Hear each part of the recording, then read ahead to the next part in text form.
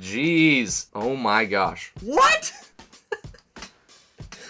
I can't even believe this. What the heck? In this video, I'm going to be reacting to negative reviews, incredibly harsh reviews for one of my favorite games of all time, Mage Knight. This is an incredibly divisive game. A lot of people, it's just not the right game for them, but I love the game so much, so I'm excited to read these reviews. I'm also going to be reading an article that I found a couple years ago that's titled 10 Reasons Why Mage Knight is the worst game of all time, which is just such a hot take. It's insane. That's a little, like... Too far! All time, like... I get that. No. Clickable. The article literally starts with this sentence. I can only think of 9 reasons Monopoly is terrible, but I could think of at least 10 for Mage Knight, so it takes the prize as the worst board game of all time. I don't think that's how you determine the value of something. Like, I totally understand why you might not want to play Mage Knight, but it's not the worst game ever. Okay, I don't know. We'll see. So there are 28,000 ratings for this game, 20,000 of which rate it 8, 9, or 10, but there are a solid 122 people who think it's a 1 out of 10. We're going to see what those people have to say about this game. I've never read any of these, so I'm excited. I'm nervous, though. What's going to happen here? Hey, guys, I'm Evan, and we are Being Friends. We are a community dedicated to sharing with you how board games can help you connect with others. Thank you so much for joining. We're so happy to have you in our community. We've got timestamps in this video in the description below in case you want to skip around, but for those of you who are going to watch the entire video, we want to say a huge thank you for sticking around. We're so happy to have you, and it honestly really, really helps our channel grow because YouTube looks for the videos that people watch more of and promotes them. So I'm going to start with a bunch of these short, fast reviews. Don SC says, the game book is so convoluted. I feel people must be making it up how to play. So disappointing. I think that I'm playing it how it was supposed to be played. Therion110 says, awful, worst game I've ever played. Shobas says, most boring game ever played. Okay. Harkening says, by all accounts, I should like this, but I don't, and every scenario is the same. Defeat 12 cities? He might have meant 2, because it's usually 2 cities. That's probably what it is. Defeat 12 cities? No wonder you hate this game. You're playing for 30 hours. Okay, they say, I don't care that it takes forever, but a little more variety would hurt. Or wouldn't hurt. Sorry. So their main complaint is that every scenario is the same. And I actually think that the scenarios for Mage Knight isn't where it shines. The scenarios are cool and they add a little bit of variety. But what makes Mage Knight so good is the system that it has. And it's actually astounding how much variety there is. Just the game itself. There's a lot of people who play the same scenario and they have never played anything else because there's enough for just the one scenario because the game is so good. So this guy doesn't care. Probably because he has to try to beat 12 cities every time.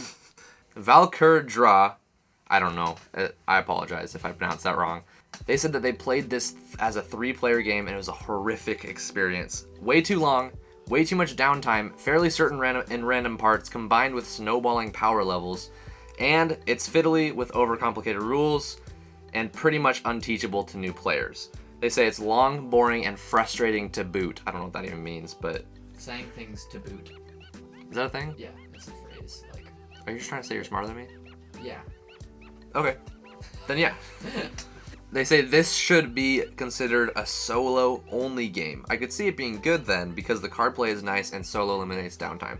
So, I actually agree with some of this, and I disagree with some of it as well, and here's what I'm going to get at. So, my response to this kind of gets at why I think reading bad reviews for me is actually super helpful because I get to see what problems people had with it, what things in the game bothered them. And for me, if I read that bothersome note and I go, that doesn't really matter to me, that sounds fine, and then the good things I hear sound great, then it actually might be a game for me. So it's actually really helpful for me to read bad reviews to determine if it's a game that I really want to buy, because for some people, including myself, sometimes a little more willy-nilly with my purchases, but I know some of you guys are really looking out for the perfect purchase and really care about what they're gonna spend their money on. So with that said, I actually do think that it is probably best as a solo game. Mage Knight is actually by a lot of people considered to be the best solo game of all time. It's kind of how you got your start into solo gaming. It is. It was actually my first solo game. I bought it because it was on Facebook Marketplace on a good sale. I was like, I'll try it. And then it became my favorite game ever.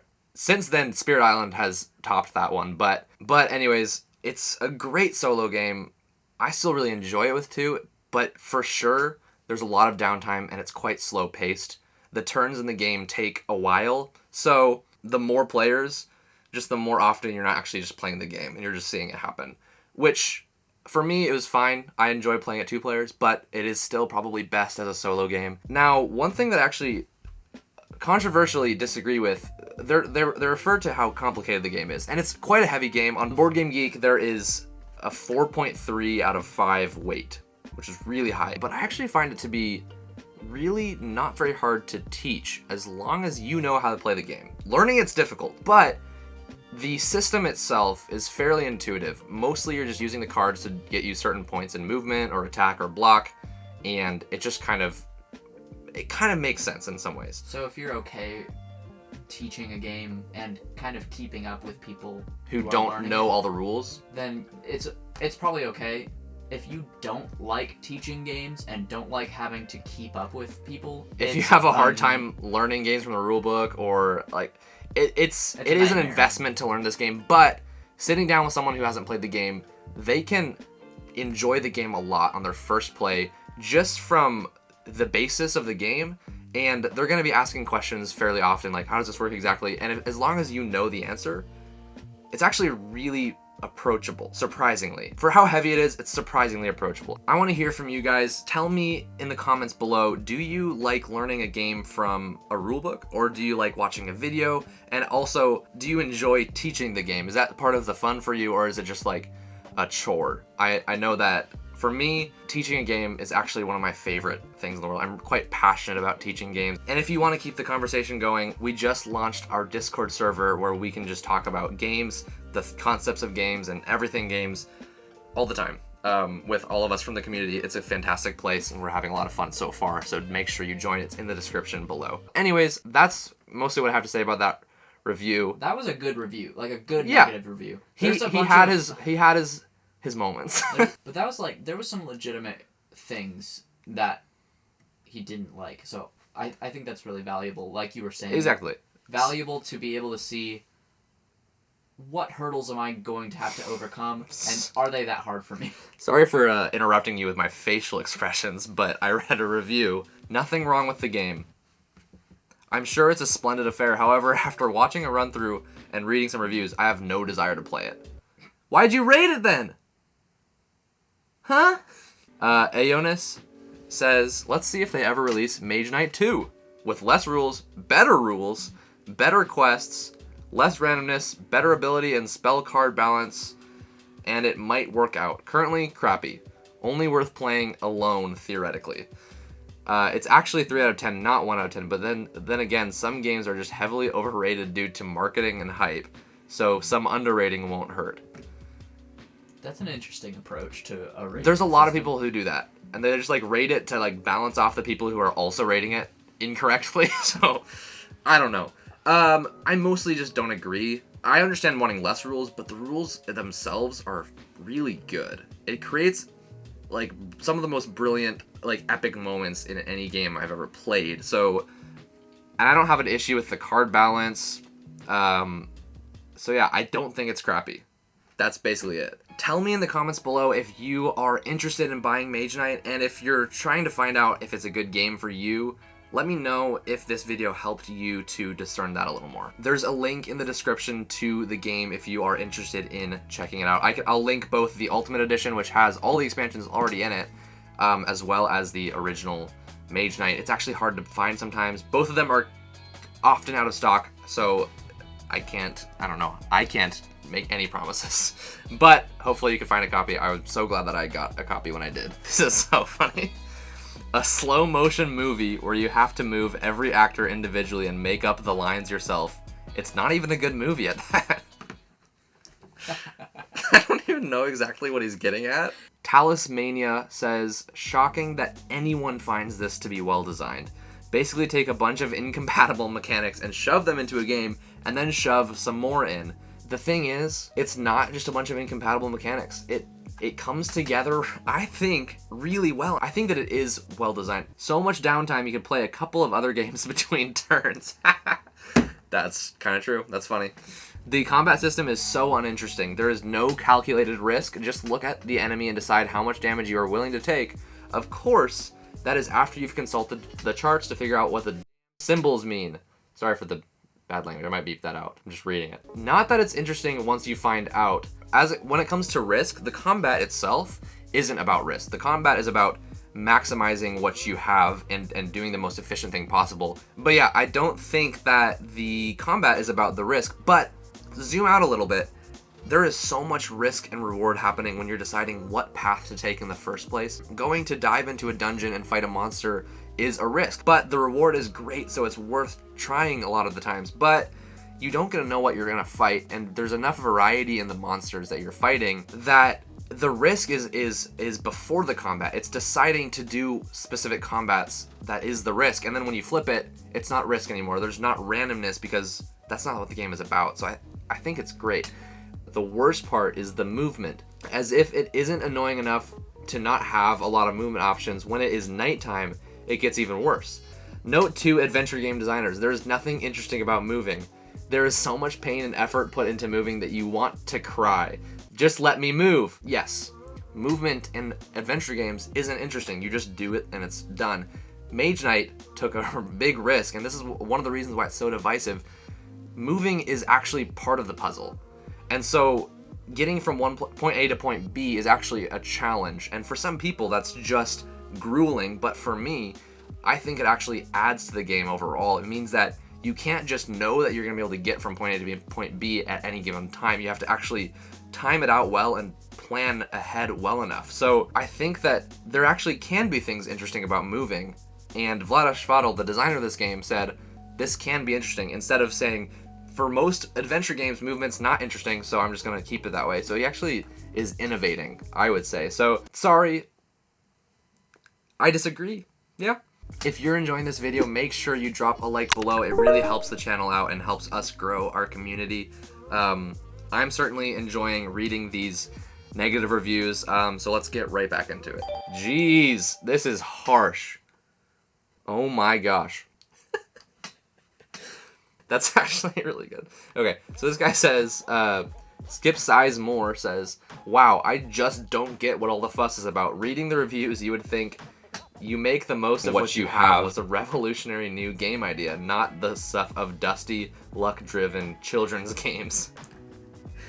But here's the thing, the range of possibility for what you have and making the most of it is ridiculously deep for Mage Knight, so it is revolutionary, actually, somehow, which is funny, but it is. Dry, repetitive gameplay, arbitrary theme, frustrating mechanics, and a whole lot more luck than the fanboys like to admit. Don't say that. Definitely not an adventure game as I understand the term, and not a very good deck builder either. Copious downtime extinguishes any sparks of pleasure this tedious stinker might otherwise provide. You know what, Mage Knight is a tedious stinker, but I love it for it. So, Blue Sapphire says, too hard to wrap my head around, felt too much like work rather than fun. I totally get that. This is one of the games that is kind of bogs you down. It's not quite a forgiving game either, so there is a lot going on, and there is that sort of like work feel to it for some people. For me, it's not that way, so it just comes down to what you're looking for. If you're looking for a lighter game, then this might not be the one, but if you're looking for one that you could just like bite deep into and just I don't know, there's nothing else like Mage Knight for me. I like Spirit Island more at this point, but it's still, I've never had an experience like Mage Knight in any other game, so it's worth it. It's worth the work. Oh, this is actually, that was all of them. There's really not a lot, but here's the problem. This article is like everything I hate about reading one-star reviews all in one single article. It's just so, he's just got it so wrong. So, oh my gosh, I'm not excited about this, but I'm so excited. All right, here are the 10 reasons why Mage Knight is the worst game of all time. And not just bad, but literally the worst. He says, Mage Knight is a ruthlessly time-limited game, and the most important factor is how much time you have to complete the task. It's all about maximizing and being efficient. And he says, yet you're often left in a position where you have very few choices and all of them are terrible. You're just bad at Mage Knight. Sorry, but that's just the way it is. The second reason he has is basically that it's a long rant about how there's basically no theme in the game. And I get that. It's not a thematic game. It's mostly about the puzzle. It's mostly mechanical. And that's fine for me. That I think it's great. And him hating it, that's also fine. But I do actually think that it feels really rich still, thematically, somehow, because of that. It's generic fantasy, but I just sometimes love generic fantasy. So I like it. I don't have a problem with that. Number 3, at least it's not called Thief Cleric. What's a Mage Knight anyway? What a terrible concept. I don't even understand anymore. Number 4, you didn't plan on playing any other games tonight, did you? Mage Knight is slow. Some of the worst pacing I've seen in a game ever, and not just because it's long. He says it's a slog playing solitaire and a hopeless quagmire of insufferable waiting when you're playing with others. So it's slow. Okay, fine.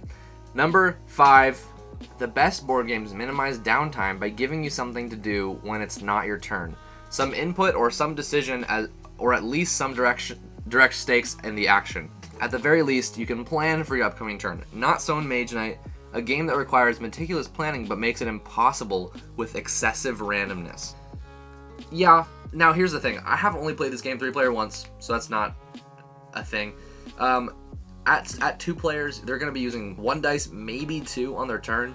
So it's really just a little bit of unpredictability, but you can absolutely still figure out what you're going to try to do on your turn in general. So that's not a problem. If you're playing 3 and 4 players, it might be, and again, I don't really want to speak to that. But again, if downtime is a problem in general, then Mage Knight's not your game for a multiplayer game. For me, it's not. So this is, I can't even believe this. What the heck? Okay. This is ridiculous. I don't think this is true. Number 6 is that it makes no effort to balance itself as a competitive game, and even as a cooperative game, you'll likely just be the guy stuck with a BB caliber hero while the other guy has a bazooka hero. This is a terrible design for a game that you're supposed to be able to play competitively. Again, this is just something that I just disagree with. I don't think that it's unbalanced, because everyone starts at the same playing field, and if somebody is playing more efficiently, yes, they're going to be starting to do better. There is a bit of snowballing in that way. But for some people, a competitive game with snowballing is actually a good thing, because what it means is that every moment of the game matters. And for some people, that's ideal, because there are games that are competitive, and what they do is they focus on making it feel like everyone has a chance. And making it feel like everyone has a chance sometimes actually takes away from the integrity of the decisions and the integrity of the competition. It's a different style of game. I don't know. I've got a package for you. It's finally here. Oh my gosh. It took literally like a week longer than it was supposed to. What is it? It's supposed to come last Monday. It's a game sent to me by the Mad Board Gamer. He's a guy in the Gateway Network. He creates fantastic content on Instagram, as well as he is on the podcast, The Gamecasters, which I've talked about a few times, one of my favorite board game podcasts. He sent me a game randomly. We're just going to open it. I don't even know what he sent me, by the way. Aw, he gave me a little note. Enjoy. Just a little... Thanks, Jeff. Okay, what did I get? Wait. Heck yeah. I'm excited about this. I've been wanting to play it. So this is a game, Paris La Cité de la Lumière. That doesn't hold back. That's French words. It's a abstract game. I heard about it on Shut Up and Sit Down's YouTube channel, where you are in France and you are, I don't know what you're trying to do.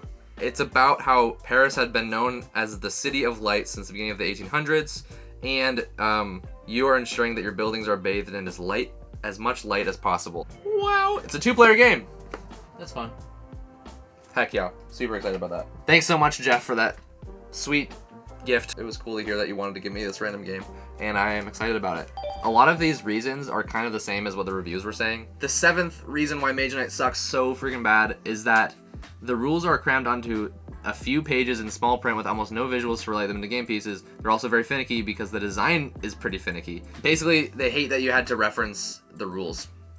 The way that the game introduces a lot of complexity is through the different locations you can go to, and each one kind of functions uniquely. At a village, for instance, you can recruit soldiers, heal your wounds, and pillage it, which gives you 2 cards in the middle of or before your next turn.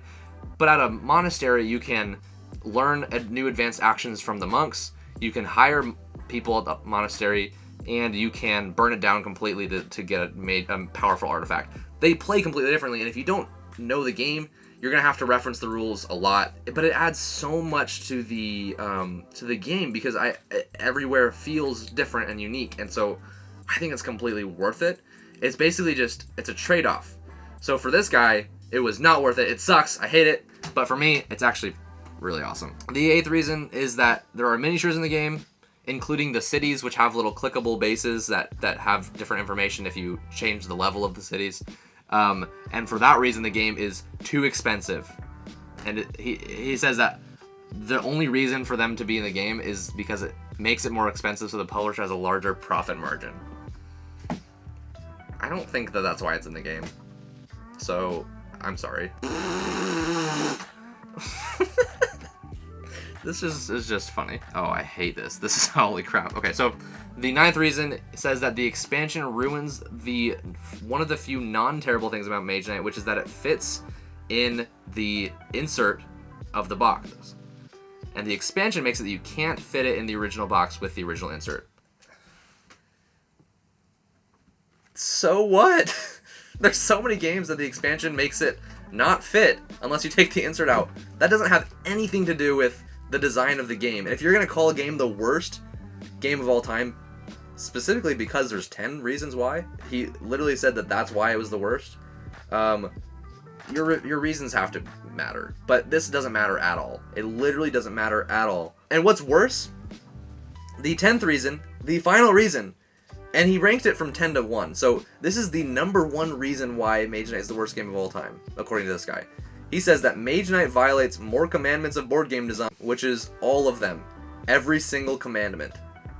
So first of all, what are the commandments of board game design? He actually has a link, so actually we're going to find out. There's an article from Tom Chick from a year earlier. Wait. Called The 10 Commandments of Board Game Design. His own commandments. That's true.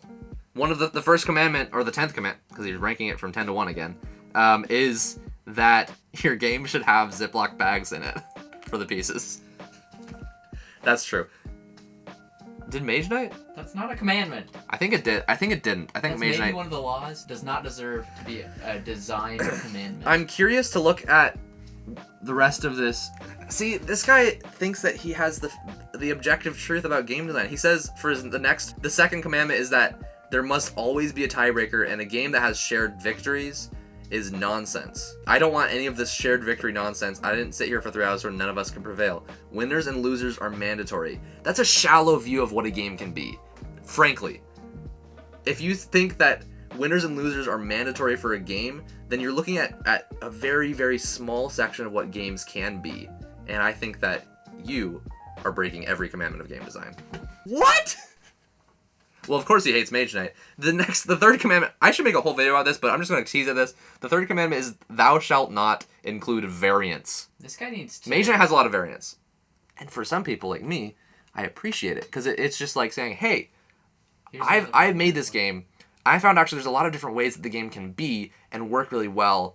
Here's some of them in case they sound interesting to you. Now, I understand having one really good game rather than 4 okay games being a good value. Oh yeah, I agree with that. So enough about this 10 commandments thing. I might make a video reacting to it because I think that I could give a lot of design lessons just by reading some of this and either saying, yeah, this is a great point, or disagreeing. And at that point, we're just learning 2 different views, which is really valuable when you're learning anything. But anyways, in the end, I totally understand some of the reasons why someone might not like the game, but I also want people to understand why it is actually so dang brilliant. To me, it brings some of the most exciting, most epic adventure feel of any game I've ever played. The end of the game, when you finally defeat that last city, is so exciting, and it has you looking back at all of the things that you've done, how far you've come to this point, how much you've grown and developed your character and changed, and it's honestly mind-blowing, and I just love it so much. So again, I get why you might not like it, but it's not the worst game of all time. Don't you think that's a little too far? If you enjoyed this video, whether or not you like Mage Knight, we have another video where I do the same thing, but for Spirit Island reviews, and some of those reviews were wild, ridiculous, and some of them were insightful as well. But hopefully you'll enjoy that video as well, so check it out right now.